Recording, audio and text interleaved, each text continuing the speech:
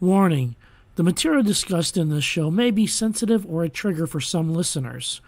Strong language and topics are discussed. We talk with active duty service members and practice OPSEC at all times. You have been warned.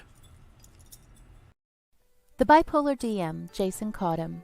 His show talks about Dungeons and Dragons, indie writing, and living with a mental illness, in particular bipolar disorder, borderline disorder, and major depression, among other diagnoses. Check us out right here on Saturdays, 7 p.m. Eastern, also on WLFE-DB.com, and wherever else you listen to podcasts. So take a seat, sit back, and get ready for the Bipolar DM. Welcome to the Bipolar DM broadcast. My name is Jason. I am your host. This is a show about Dungeons and Dragons, indie writing, and living with a mental illness, in particular bipolar disorder, borderline personality disorder, and major depression, among other diagnoses. If you want to get a hold of us, you can contact me by email at thebipolardm@gmail.com or visit my webpage, www.thebipolardm.com. There you'll find previous episodes of my podcast as well as my blog and resources for indie writing, Dungeons and Dragons, and mental illness. If you're a fan of Facebook, we do have a Facebook page for the show. The handle is at BipolarDM. This is a little bit more up to date than the webpage just because it's an easier platform for me to work from on my phone or tablets or computer just to post videos, articles, and other items of interest. So be sure to check that out. If you're a fan of the show and would like to join our group page, we do have a group page on Facebook. The name is The Bipolar DM Nation. This is more of a behind-the-scenes look at our show, plus also what it's like living with a mental illness on a daily basis with my live updates. You can find us on WLFE-DB.com as well as Stream TV on the Variety Unlimited channel. Be sure to check out WLFE-DB's other shows such as Across the Pond, Mental Mayhem, Paratalk Radio, Creepy Parlor, Rainbow Soul, Sofa Guys Movie Review, among other shows that we have available. We are a proud supporter of the Safe Space. For those of you who are not familiar with Safe Space, it is a virtual safe space where if you are in crisis or going through a rough spot, you can contact us and we have resources available. Now, we're not doctors, we're not psychiatrists, we're not here to solve your problems, but what we are here to do is to listen and not be judgmental. So if you need a place to go to in a virtual place to get away from bullying or anything else that's going on in your life, we have resources for you. So be sure to check out our Safe Space logo, which is on WLFE-DB.com. There you'll find our resources that we have available for that. Also, we are proud to be part of the Veteran Podcast Awards. And so if you would like to support that, check out veteranpodcastawards.com. We are having a awards ceremony on October 5th, October 5th, 2021. Registration is open to all veterans, all branches, including spouses of active duty military. And that goes on until July 31st. Voting begins on August 7th and goes until September 10th, and with winners being announced in 19 categories on the 5th of October 2021. In news and noteworthy, just to let everybody know, we're not going to have our regular episode of Bipolar Dragons tomorrow because I am going to be out in the woods camping with my son. So I'm going to be out and about and not able to do our Bipolar Dragons Dungeons and Dragons game that's held Sundays at 3 p.m. Eastern Standard Time each week. But we will be back the following week, though. So be sure to check that out.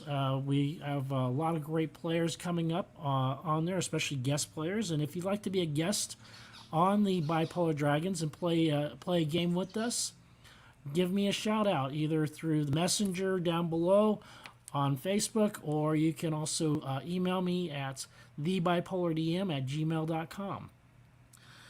In today's show, we have a great interview lined up with Jake from Terraino Terrain Systems, and let's go ahead and bring him on. Hello, how are Hello, you doing? I'm good. How are you doing? I am doing awesome. So,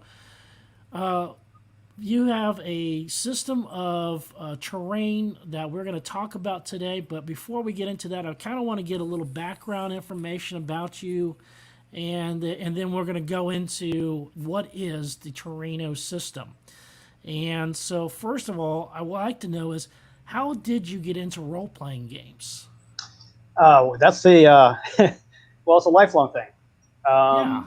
I remember getting the red box. You know what the red box is? Oh wow, yes, the red box, yes. Yeah, back in. I mean, I'm gonna date myself pretty badly here, but I was about 10 or 11 years old, and I walked into a B. Dalton bookstore, which was the Oh Barnes and Noble of man, the day. yeah, I remember Oh, you remember them. those? And Yes. yeah, and I remember some friends of mine had told me about it at school, and they were just raving about it. And I ended up getting it right before going on vacation to my cousin's house, and me and my two cousins ended up devouring that entire box for the 2 weeks we were there, and ever since I was hooked. So it definitely has been a lifelong love for the game. So, going off of that, what is your favorite system so far? I like 5e, and Mm-hmm. it's funny. I wasn't active in the hobby during the 3 and 3.5 and 4 era. I mean, Mm-hmm. I basically went from second edition to fifth. Yeah, me Um, too. okay, yeah, it's a big Yeah. change. Thank goodness we say goodbye to THACO and all that stuff. But Oh God, yeah. I never looked back, really. But yeah, I've enjoyed it very much. I actually really like that it makes role play feel a little bit meatier. It makes it feel as significant as combat does in a lot of ways. Mm-hmm. And Yeah. I find it as it's a very good medium to tell stories. Sure. Yeah, I found that it's great for especially with the beginning players too. I have several beginning players in some of my games, and unlike second edition, which I had cut my teeth under, this is way easier for them to pick up. Yeah. So much easier, and so I love the 5e system and what they've done with it. I did play Pathfinder, which is a 3.5 version. Kind of still number crunching and stuff like that. I have friends that love it, Yeah. but personally, I love 5e. So, Yeah. I mean, it's a so little bit of a. I think it's a nice balance between flavor and crunch. You yeah, have rules, and you want to get meaty about the rules you can. But it is also very user friendly or very newbie friendly, just because it's somewhat intuitive, right? You roll high on a die and good things happen. You roll low on a die and bad things happen. And there isn't really a yeah, whole lot outside of that to yeah, kind of put on your belt. yeah. It certainly makes a lot more sense than Thaco did, which was to hit armor class 0, where Right. the lower your armor class was, the harder it was to hit you. That just didn't make a bit of sense to me. But they Yeah. flipped it around, and now it's the higher your armor class, the harder it is to hit, and it's a lot easier system. Makes a lot more sense than the old Thaco system. Yep. So, what is your professional background? I mean, I actually kind of interested in that too. I mean, what do you do professionally? Professionally, I do video production, voiceovers, copywriting, that kind of stuff Oh, okay, for several different animal advocacy groups, including this one, Best Friends Animal Society. Um, outstanding. yeah, but I mean, GameGearMaster.com and Terraino is also becoming a larger part of that. It has become a kind of well, it is a community, and Hmm. and cultivating that community and keeping it growing has been a large focus for the last few years. And that's a perfect segue into what is Terraino. Well, Terraino is my answer to the fact that most three-dimensional modular terrain is kind of expensive. Mm-hmm. Just because it's injection molded plastic, and the minute you have to make a die to make plastic, and you have to put that plastic in an envelope and send it to somebody, it's just going to cost money. And I was, when I started developing the system, I didn't have two pennies to rub together. So, but I really wanted to play, and I really wanted to entice my players. I'm also kind of lazy. Like, I don't like spending a lot of time on something. I like building Yeah. things once and then using for a long time. So a modular system just made sense. And I started out using systems like DM Scotty's 2.5D tiles, which are great. Mm-hmm. But I thought I could maybe add something to that, to the toolbox for DMs.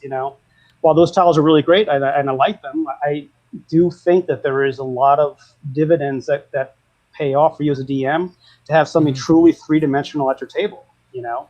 I mean, my players' eyes would light up when I put this stuff on the table. Like they were engaged before I even gave my preamble to the adventure. Yeah. And I just really liked the idea that I could sort of buck the system Yeah. by finding a way to make all this stuff I go to Dollar Tree and still getting the same wow factor out of my players as opposed to spending hundreds of dollars on plastic stuff. So that's Yeah. kind of where it came out of. That's what was really awesome about the system is that the majority of everything that you use in the system is from the Dollar Tree or dollar store or whatever that you a person would happen to have in their area. Yeah. And that's what I like a lot about it is like for $4 or $5, I got and plus the supplies I already had on hand, I was able to jump into this system and start crafting and making the bases and stuff like that. And so, how was it though? I mean, it's really brilliant at how you did it. How did you come up with this? Um, well, it was around Christmas of 2017, and I had sort of been thinking about using templates for making my own modular system. It wasn't called Terraino, it wasn't anything commercial at all. Mm-hmm. But I thought the easiest way and fastest way to do something was to template it, basically. So then, when the minute you start making templates, you got to start making decisions about how different pieces are going to connect together and what kind Right. of connections are going to be. Is it going to be a friction fit male female like it is now, or is it going to be something else? Mm-hmm. And a lot of it was really it's funny how from a creative and artistic uh, perspective, when you're limited by what you can do, it Mm-hmm. generally really helps to focus your efforts. Like I said to myself, and it's funny, at the time I said it because I had no money, but I'm glad I did. I said, you know what? Whatever I make, it's going to be from Dollar Tree because I can't get myself in too much trouble and have my wife yell at me for spending a lot of Yeah. money on this stuff.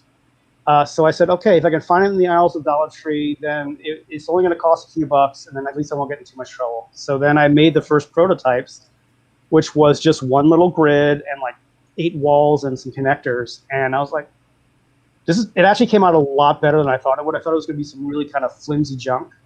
Mm-hmm. But it turned out like, I was like, okay, there's something here. Now I just got to figure out how to make it practical. And in building my own Terraino set, I ended up figuring out how to make some videos to teach other people. And then by the time I made all the videos, I was like, well, I better make a manual because I needed templates anyway. Mm-hmm. And then, I kind of showed this stuff off on Reddit, and that was the big turning point. This was probably, I mean, I sort of kind of been playing with it for about a year. And then I put this Yeah. post up I put like a time-lapse build of one of the taverns and stuff, Yeah. and Yeah. it like blew up. Like it was 12,000 upvotes in 2 days. I was like, oh my God.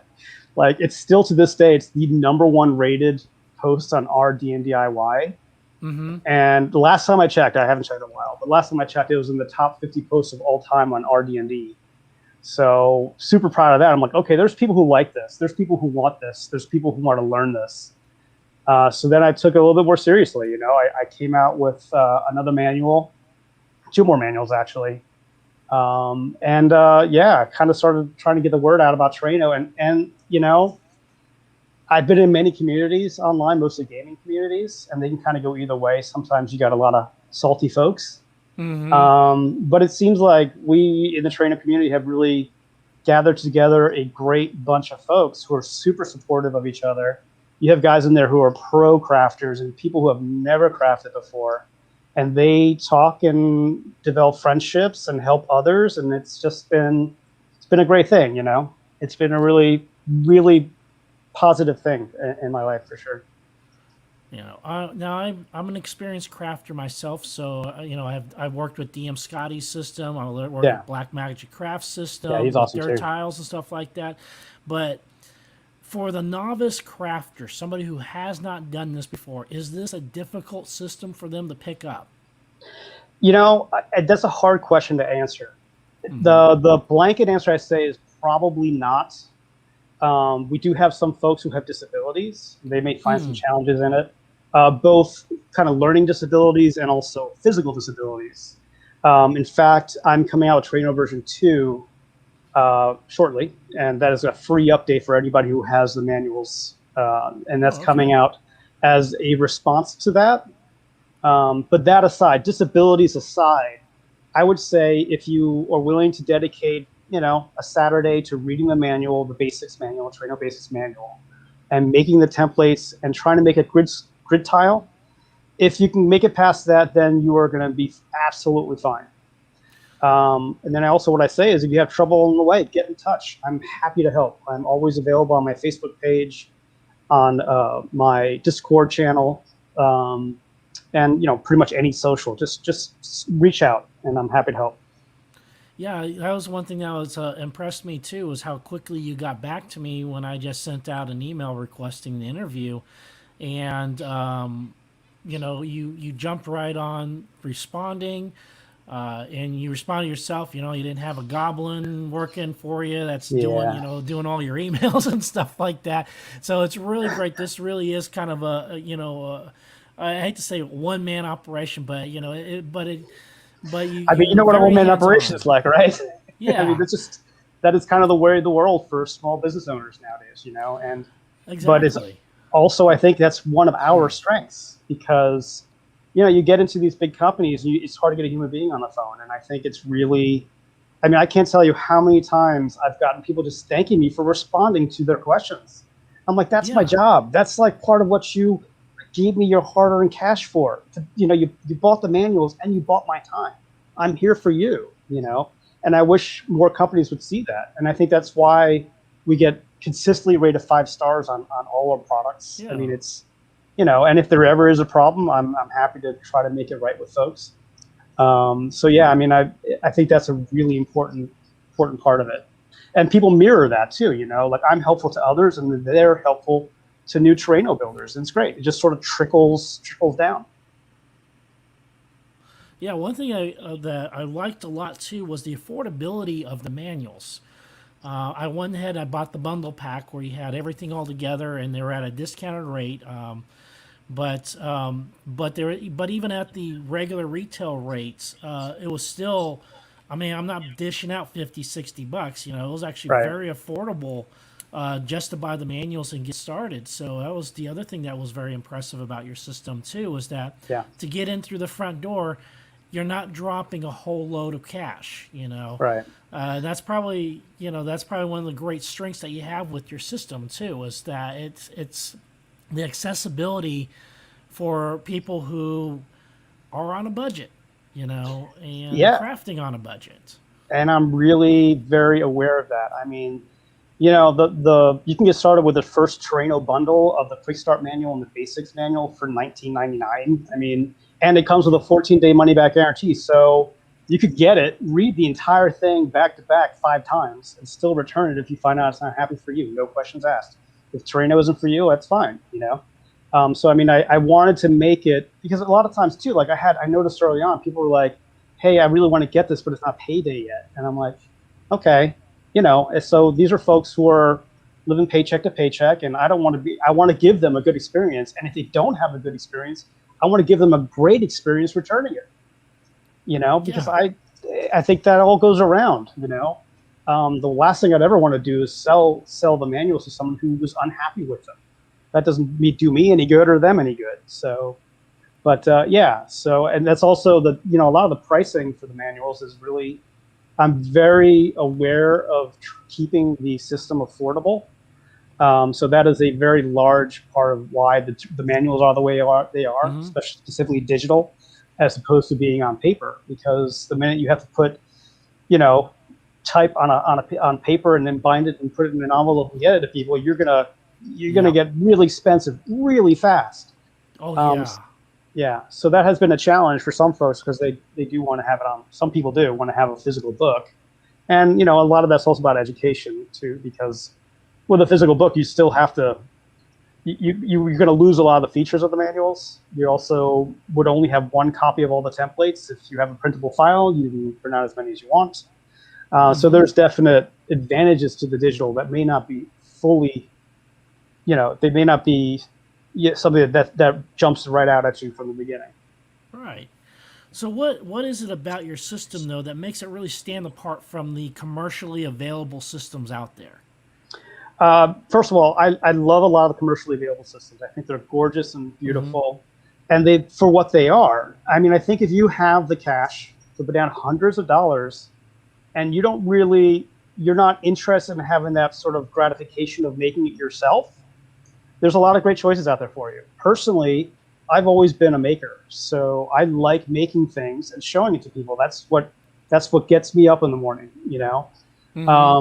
And I also like doing things on a budget because you know what? Nobody has an infinite budget, and I have a lot of projects. So if I can do them all within a reasonable amount of money, that means I can do more projects. And when it comes down to something like D&D, the one thing that you sort of kind of can't get around is getting the books, and they're the most expensive part. So if you're going to spend your money somewhere, spend them on the books, and then, be a little bit more budget friendly with your terrain. And that's what Terraino provides. It also provides a very, very straightforward step 1, 2, 3, roadmap to build terrain if you never have before. And granted, there are other systems out there like DM Scotty and all those guys. They do a great job, but there is something to be said for templates and having a printed manual you can go back to and refer to while you're at the table. And also a community built around the system that you are trying to build. So yeah, I mean, I think that's what really seems to resonate with people: the affordability, the easy instructions, and the community. So what kind of things can you build with this system? Because you mentioned some things like the taverns and stuff like that. So what kind of things can you build with this system? Right now, well, officially, I mean, you can kind of build whatever you like. You would probably you're an experienced crafter. You said, you could probably build a lot more with it than somebody else can. But the beauty of that is, right out of the box with the basic set, you can make dungeons, catacombs, tombs, whatever you want to do. And then with the taverns and towns manual, you can make towns, villages, taverns, basically anything with a roof and multiple structures like floors in a building. And by the way, those floors in the building are self-contained, so you can remove them and set them side by side. So which is great too, because you can actually set Terraino up ahead of your game, put it up on a shelf and then move it to your table as you need it, which is one of those things that I found was a limitation of other crafted terrain systems.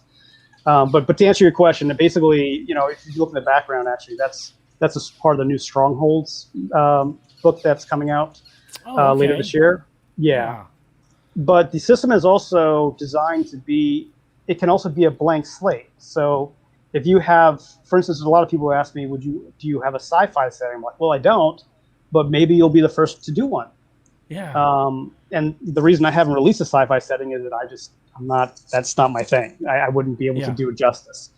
But on the Terraino Discord, there's folks doing all kinds of stuff. Like there's a guy who did a whole sewer set with walls that arched in, so it was like the inside of a pipe and everything. I'm like, that's really, really cool. So yeah, I mean, out of the box, taverns, buildings, dungeons. Oh, and there you can also do special effects, like you can do LED lights. There's instructions on how to do that in there. Yeah. Which definitely adds a lot to the experience, especially if you dim the lights at your table. So yeah. Yeah. Well, the other thing I liked about it though is packability, where you can actually, when you take this thing apart, it folds down pretty flat. The pieces are that's the drawback of 3D, of these commercial 3D systems, is that you build something or you get a system or whatever, and it takes up shelves, it takes up bookcases, it takes up all kinds of space. But this system here, once you're done with it, you take it all apart and you can pack it in a little storage container, and it's great. It's real easy. It doesn't take up a lot of room in your storage, because storage storage is a big thing when it comes to terrain. Absolutely. And it's also light. So if you have a lot of this stuff, you can have I have I literally have, I mean, I'm developing Terraino, so I have probably more Terraino than everybody else combined. But I mean, I have an entire room in my house with like giant Tupperwares of this stuff. And I estimated the other day, I think I have 7 or 8 thousand pieces now. Mm-hmm. But first of all, they live in about 4 or 5 Tupperwares, like big ones, and Yeah. they weigh. I mean, each Tupperware weighs like 5 pounds, but that's the one thing I did notice. Some of the systems, what they'll do is the 3D systems that off the shelf stuff, they'll have a wall attached to a floor, so you have this L piece, and that's Mm-hmm. very impractical to store because nothing really. You have a lot of void in there in the middle where you can't put anything. But with Terraino, they are separate walls and separate floors, so you can literally stack them up like books on a shelf. Yeah. And that was sort of a value add that I never really thought of when I was making the system. But as I've gotten more and more Terraino, that has become, yes, that's become a big selling point for me at least. So yeah. Yeah. So what were some of the guiding principles when you were developing the system?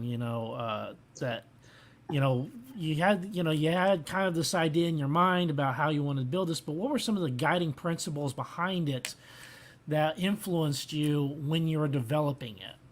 Yeah, that's a really good question. And it's actually, there's a few guiding principles. First, it has to be easy to make by regular people, because Mm-hmm. it doesn't matter if I can make it perfectly. If nobody else can make it, then it's just not useful.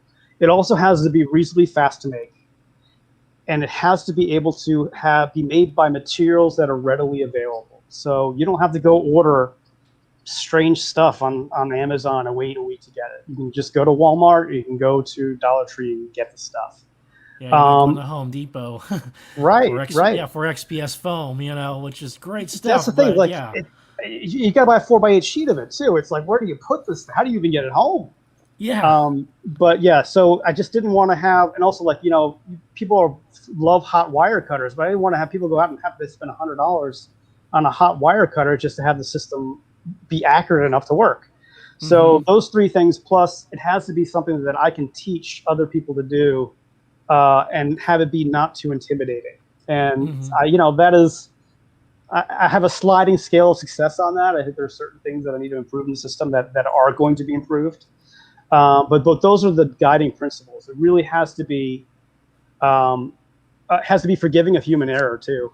So Yeah. if you make it and you're kind of sloppy with your lines because either you don't have good knife work, or you have some disability where you have folks who have hands that shake or whatever, Yeah, and they're not I got the gonna. shakes. Yeah. Right. So it has to be forgiving of human error, and that's why if you notice on a lot of my videos, my Terraino doesn't look that great, and that's Yeah. because I really try to do it without trying to be perfect. Because if I was always trying to be perfect, because my muscle memory for Terraino is really, really good, obviously, because I've done it for so long.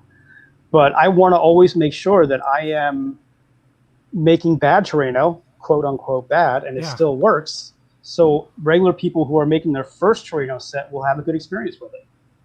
Yeah, and you mentioned that in one of your videos too, and that actually made me feel a lot better about what I was producing because uh, I was having some difficulty with the tiles and Yeah, the stuff grid like that, tiles. which getting those perfect, getting those right. But then when you mentioned that they don't have to be perfect, like you No. don't even do it perfectly, and you showed some of the imperfections in your own work, it really actually made me feel a lot better about what I was doing and what I was producing. And I really appreciated that a lot.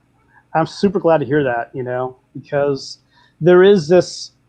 It's funny because while there's so many great crafting videos out there, you look at, there's a thumbnail for the final product and it's gorgeous, it's beautiful. But I also Mm-hmm. think it's hard to convince people that they can do that when it looks absolutely perfect. And I think you have to sort of manage expectations up front so people don't stop before they even start.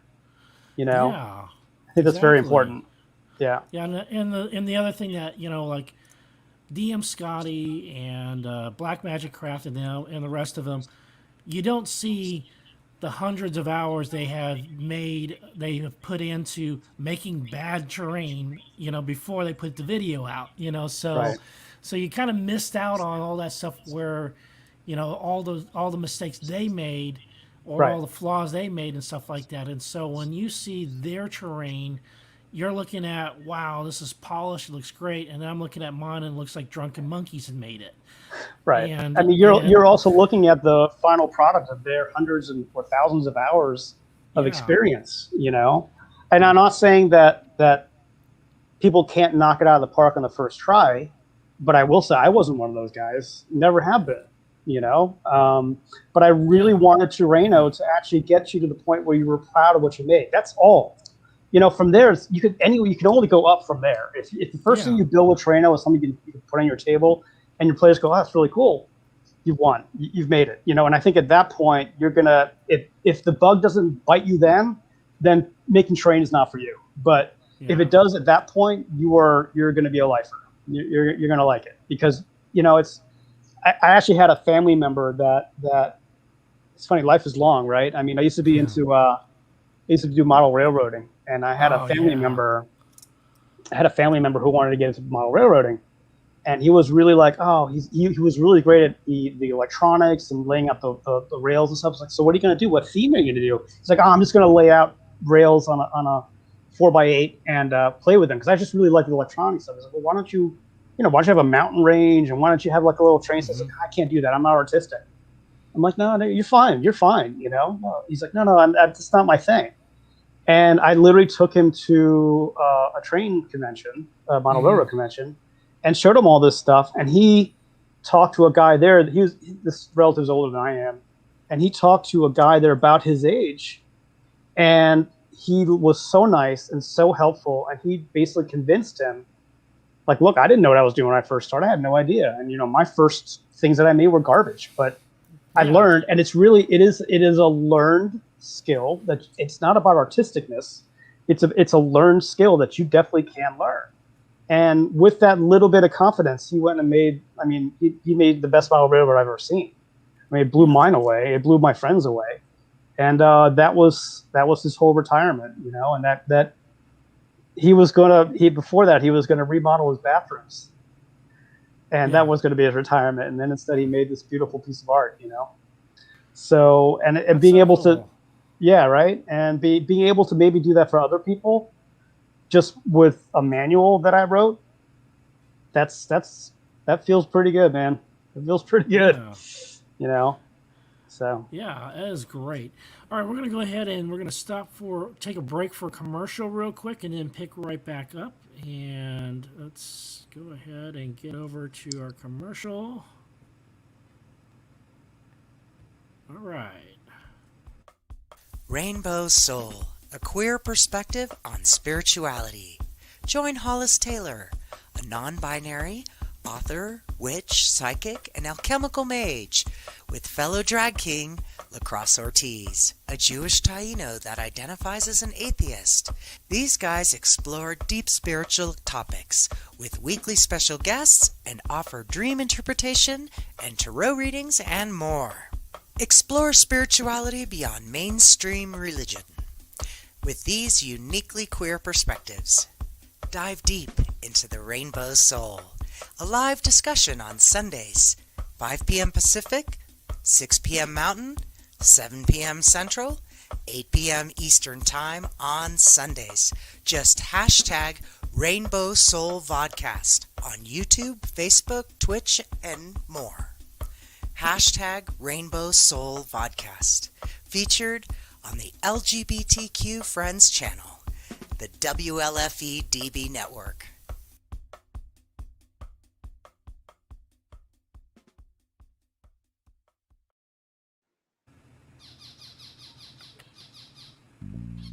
Rochester Winter Parafest is back, March 25th, 26th, and 27th of 2022.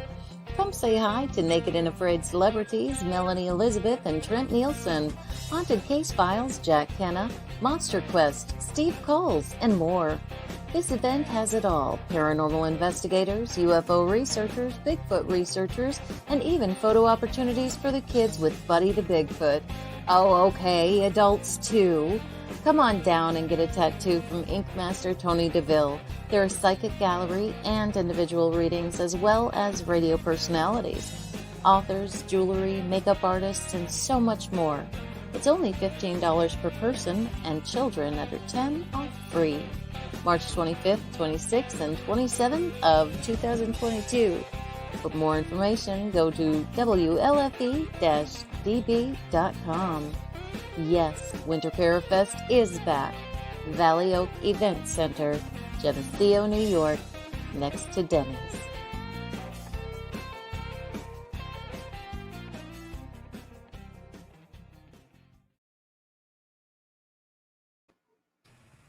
All right, welcome back. For those of you that might just be joining us, we are on the line here with Jake, who developed the Terraino system, 3D terrain system.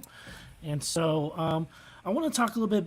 I want to talk a bit more about Dungeons and Dragons and how has Dungeons and Dragons in the pandemic. How has pandemic affected your Dungeons and Dragons play? Well, I mean, maybe I was lucky enough to have an in-person game, actually a couple before the pandemic, but I had also kind of put those on hold because I was in heavy development mode for Terraino and for other professional projects. But yeah, we went online, and with a camera on terrain or just theater of the mind.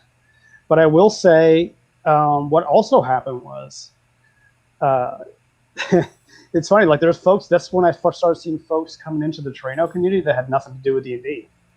They were just making terrain for other things. And they're like they were doing it with their kids, So it was kind of like, it was funny, like, I know I keep going back to Terraino, but that's kind of my D&D life. So, yeah. But like they would come in and because there was an activity they could do safely at home with their kids, which I thought was pretty cool. But as for my games, for my Dungeons and Dragons games, yeah, they became all over Facebook Messenger and Zoom and all those kind of fun things. Yeah. But it was nice too, though, because everybody was sort of on an even playing field in some ways. Because in the past, we'd have some folks in person and some folks remote, kind of with a camera propped up so they could see what's going on. With them, everybody was in the same boat, and it was fun for me as a DM because I was able to do things like I would take myself off the camera and share my screen, and I was able to put stuff up on the screen like pictures of NPCs or like letters they got and stuff, and it sort of changed the dynamic a little bit, which was fun for me, and hopefully fun for my players. I think it was.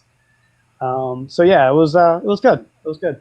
I mean, as you know, I'm generally a homebody anyway, so the pandemic didn't make a whole lot of difference in my life.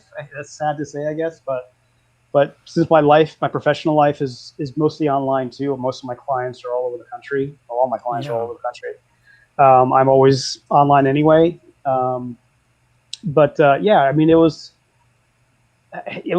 fine. It was fine. We kind of had some different themes going on in our games. Did a lot about wilderness types of scenarios and try to fill that need. Yeah, so what were some of the advantages, though, of going online and stuff like that? Because I found a couple of advantages myself when I was forced to go online because we couldn't do our in-person games at the comic book store anymore. So what are some of the things that you found actually played off a lot better going online? I don't know if we've ever read up on the history of D&D and Gary Gygax and his thoughts on the game early on. He always was of the mind that the DM should be hidden from the players, because the DM is just the voice. He's like the Greek chorus for the characters, right? It's not about the DM. It's about the voices coming through the DM for the players. Yeah. So for a while when we were playing, I didn't have my face up. I only had my players' face so I could see them, but they couldn't see me. And for me, that was great. It actually made it so I could just sort of stand back and watch them a lot, because I would just sometimes be silent for a long time and I would not start engaging them, even if there was a little silence somewhere. So they would kind of keep doing their thing.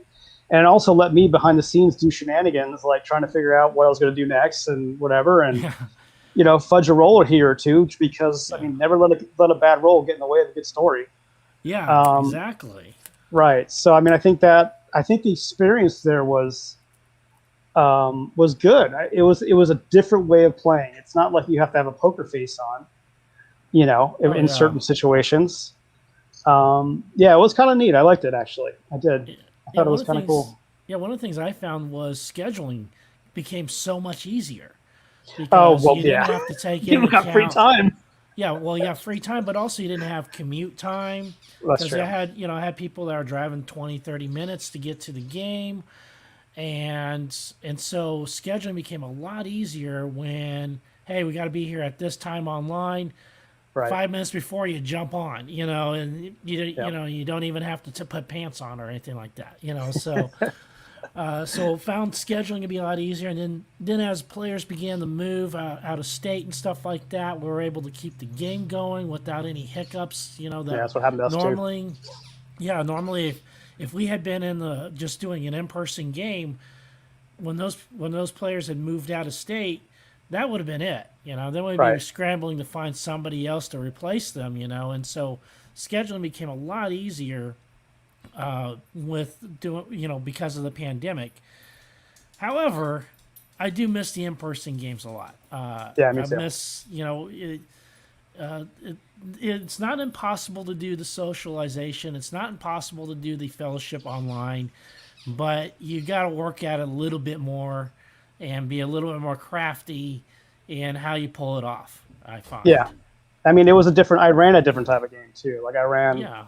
a game that didn't really, that wouldn't, like I said with Terraino and with other terrain and other battle maps and stuff. Like I really ran a campaign that didn't really need all that stuff. Yeah. I mean, I ran a campaign where they were jumping for time, so there's just a lot of locations that happen very quickly, Oh wow. and that's just impractical for for terrain really, and so Yeah. the encounters became very much about less about positioning and more about maybe talking it out, maybe avoiding the encounter altogether, Mm-hmm. and having encounters that were very odd, as strange encounters that would engage the players more, so they weren't Mm-hmm. really worried about who's 5 feet away from who or whatever else. They were super engaged in the altercation because it was such a strange one, Yeah. Yeah, yeah, the in person, I did miss the pageantry of it. I feel like Yeah. when you have a group of people who get together and they're all there for the same reason and they're sitting down and they're feeding off each other's energy, and that's just Mm-hmm. not just what people are saying, but it's the body language and Oh it's a yeah. little side Yeah. conversation. But that was the other thing I noticed. There's no side conversations when you're online, right? You don't have the two friends who are sitting next to each other, kind of theory crafting out what they're going to do next level and stuff, because everybody has to be in the main conversation all the time, Yeah. which is good and bad. Mm-hmm. But yeah, so I missed that a little bit. I also do miss the snacks that Mm-hmm. people would bring. Yeah, Um, loading up with pizza, and pulling a 4 or 5 hour game and stuff like that, yeah, and I found that I went a lot back to theater of the mind, especially with playing on Discord and using D&D Beyond.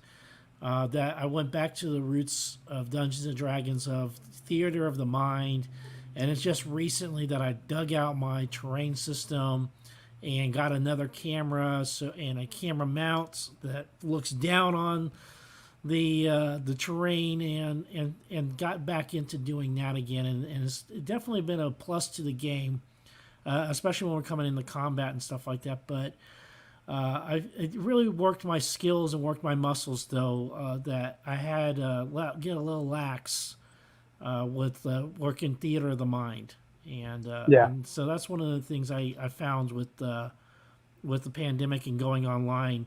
I really had to work at that. I had to work at my descriptions and work at my making the story and being my storytelling craft. Had to really work at that a lot, yeah, and yeah. I mean, theater of the mind is great because it also makes you as a DM have to sort of solidify things, and it gets you used to filtering information in a way that you give just enough red herrings to the players, but also not so many that they won't ever kind of find that thread through what you're telling right. them, to maybe look underneath the carpet for a key or to look for a secret door or to not trust the person they're talking to. Mm-hmm. But then again, that's one of those things that I'm one of those guys, like I really like the idea of it's like the clockmaker kind of way of being a DM. Like you know all the pieces, you set them all up, and you wind the clock and you let it kind of run out kind of deal. Mm-hmm. So when I have to describe a character, I generally know them. So it's pretty easy for me to do that. So then it becomes, what do I reveal to the players and what do I not reveal to the players? You know, Mm-hmm. Yeah, and that becomes very important too. it's very You know, important. Yeah. I always try to give them one kind of interesting quirk about a character so it stays in their minds. Like, you know, he has a speech impediment, or he always ends every sentence by saying period, or he talks about himself in the third person, or he's got a limp, or he's got a scar on his cheek, just something. Because what I'll notice is people don't remember their name, but they say, "What the cheek scar guy? Where's he at now? What's he doing?" You know, and it sort of makes them stick in their brain a little better. Yeah, because names can be tough, especially as a DM coming up with names. And I've gotten my little tricks of here and there of how I got names that, you know, list of names that for, you know, NPC number 23, you know, who is the tavern owner, you know, like, you know, I figured out how to get his names, usually through like a name generator and stuff like that. You know, I kind of cut some corners there, but that's also the brilliance of being able to work online that I didn't have when I was in person, was having the internet, you know, right here on the screen at the same time, and then be able to use those name generators and town generators and stuff like that, and to use a lot of the accessories that are available like through D&D Beyond or Roll20 or any of these other virtual tabletop platforms and stuff like that. And so I found that one of the boons that I got was being able to have access to the internet. Now, if I go back to playing in person, I'm like, I don't know if I'm going to be able to. I'm going to be kind of spoiled, you know, having access to the internet, and then suddenly not. if I don't have a good Wi-Fi access to wherever I'm playing at, so it's there's pluses and minuses, you know, to everything. Well, pretty early on, early on, when I got into 5e again, or when I got into D&D again with 5e, I pretty early on started a Google Drive with a bunch of stuff, everything that I'd find. So I have on there, I basically have a folder where I have, you know, the internet's great, like you say. Like sometimes I just kind of search around for interesting looking characters that people have created. Like I'll just like search fantasy knight or fantasy goblin or something, and I'll save them as a file onto my Google Drive, and then for the file name, I'll give them a name. So then they'll be sort of like my pool of NPCs, and then it'll be my starting group for like if they're all of a sudden saying, "Hey, I want to go see if I can find a jeweler that can set this jewel into my sword." I'm like, "Okay," and then I'll open up my Google Drive and I'll have all these thumbnails of these interesting characters, and I'll go, "Oh, you want to see Jax Lando? He's the best jeweler in town, and he's this little goblin guy. He's got a glass eye. It's actually a jewel he cut himself." And then I'll have all this stuff because I'm looking at the picture of him, right? And what I like about that is, instead of, you know, I could theoretically show them the picture that I have, but I think there is some value in me describing the picture to them and then having them create their own mental image of him. Oh, yeah, exactly. Yeah. Because I used to actually show the pictures, and I had one unintended consequence that I did not think about. There was a character that I had made, and it was like he was a big baggy evil guy in my campaign. His name was Sard. And it turned out that he was a dude from Warhammer that everybody knew that I didn't know. Oh. So if I had just described him as opposed to showing the picture, it would not have pulled them out of the fiction. You know what I mean? So it was good for me to have it, but it was bad for the players to see it. And that was a good lesson to learn, for sure. Oh yeah, I got many of those lessons. How about I got a good one here, a good question here. What was, you know, games go off the rails all the time. What is your best or most standout memory of when a game went off the rails because of what the players did? Yeah. Okay. So I wanted to start out this campaign with a bang, and I thought, okay, what's the best way to do that? Let's shipwreck them. They have no stuff. They have nothing. And then I was like, I'm just going to put it. It's going to be like the intro to the campaign, so they can kind of get the flavor of the world, right? Okay, so the idea was they were going to get shipwrecked. First of all, it was a giant turtle came and you know, hit the side of the boat. They got shipwrecked. It was sort of like, did you ever watch the show Lost? Yeah. It was kind of like do that in D&D. So like they got there and they realized there's dinosaurs in the woods, and then there's this one cove with this one little boat with a pirate ship flag on it, and there was steps leading up to the top. And the idea was they were going to go up to the top and they were going to meet this dude who was going to tell them about something about this big bad evil guy. It doesn't really matter. But they literally spent 3-4 hour sessions over 3 weeks just on the beach because they were so terrified to go into the woods because they're like, what is going on? So it became this whole thing about, it became a survival game. It like literally became about them finding food, making fishing rods, hunting, and having watches at night, slowly creeping into the forest. It wasn't until the third, and then by the time they did go up the stairs to the guy, I'm like, okay, well, they really want to spend time here. Let's put a dungeon in the middle. So then the staircase came up to be, it was originally supposed to be like this little encounter with these goblins who were playing pirates, like that little ship, those little rowboat, they were playing pirates. The goblins, they don't really know.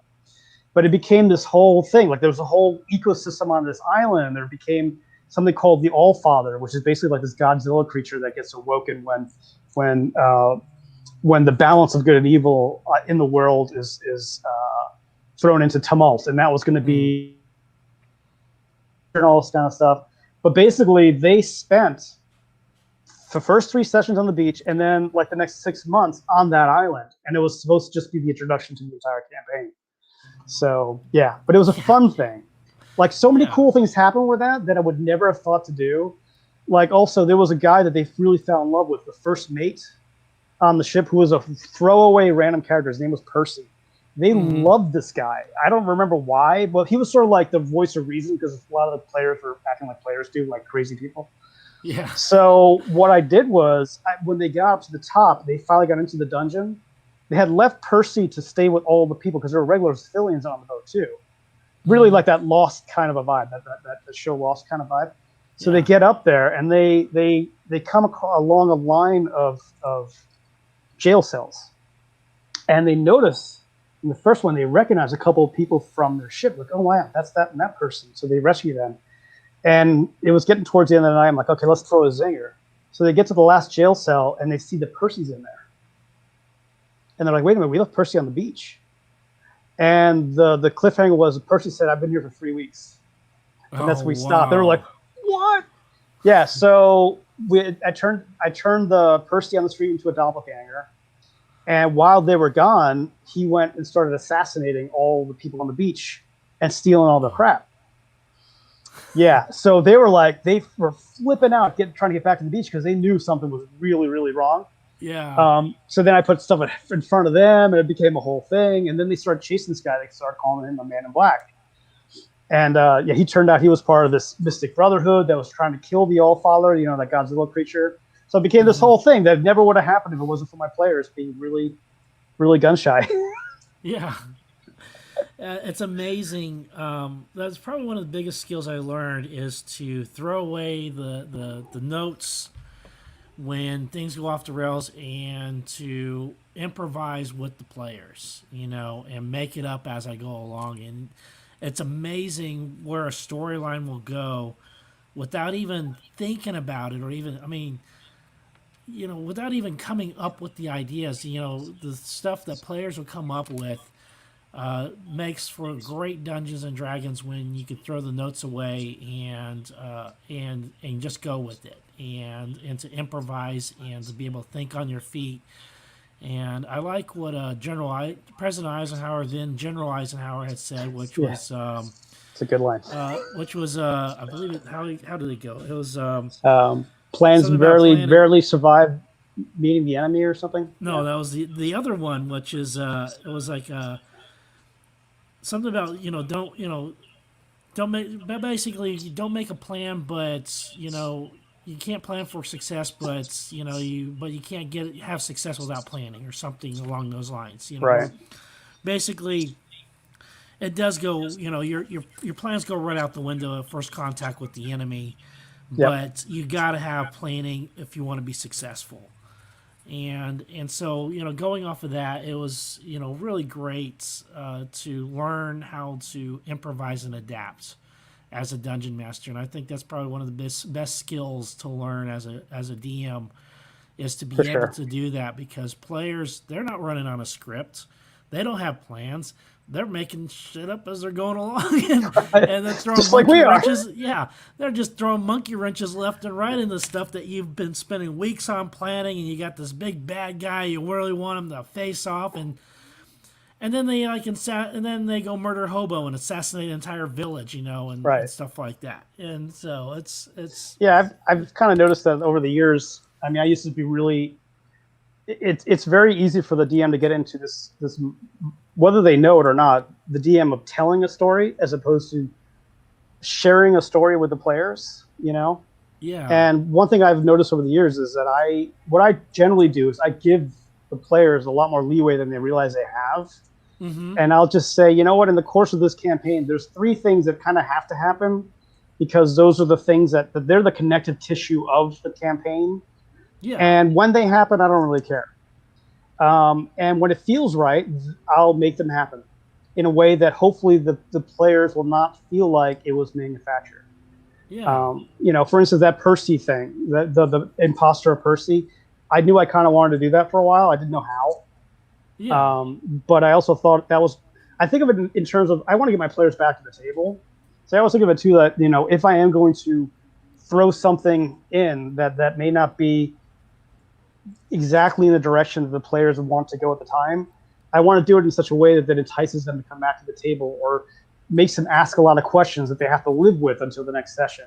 Because I find that a lot of the game gets better the more engaged players are between sessions. yeah. And I think that is probably one of the biggest thing as a dungeon master that you want to do is you want them to come back for more. Yeah, Yeah, you want people to have a good time. Biggest thing. Yeah, you want them to have a good time, and you want them to come back for more, saying, "Can't wait for next week or the next game or whatever, however often you play your game."